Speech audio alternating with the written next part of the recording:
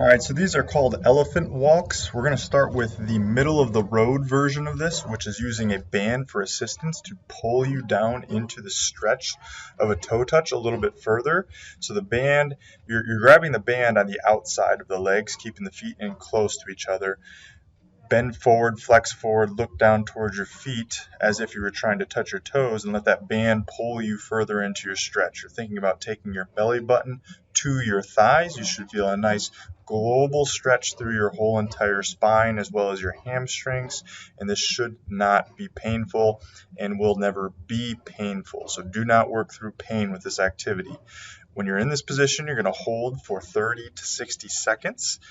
You can also move your legs back and forth as you see me doing here too. Another alternative to this version is to then take the band and put it between your legs, spread your feet out wider, and do that assisted toe touch again. Furthermore, helping you bring your torso towards your thighs, holding that stretch for 30 to 60 seconds, and then you will take the exercise into the true elephant walk, which is no assistance, without any band, trying to put your hands on the ground and wiggle your knees back and forth, letting one knee bend as you straighten the opposite leg and flex the opposite leg quad. So one knee bends, opposite leg straightens, and you walk your legs back and forth, trying to work your hands down to the floor, getting your palms down to the floor, and holding that position and repeating for desired number of reps or time period.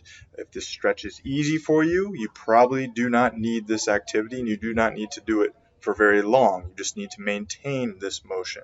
If this exercise is challenging for you, then you need to do more of these versions, and you need to hold for longer periods of time. So you might do all 3 sets of 2 band assisted versions, feet together, feet wide apart, and then without any band assistance.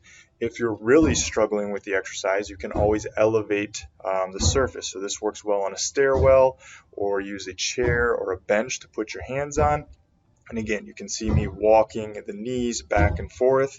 And if you find an object that allows you to gradually lower yourself down further and further towards the floor, this is a nice way of starting out. And then again, you can progress back to the band assisted version, which is just going to be a little bit more aggressive. So again, never work through pain, only go through what you're comfortable. You'll feel a nice global stretch through the whole entire spine and in the hamstrings. Should never feel a sharp pinpoint pain or discomfort.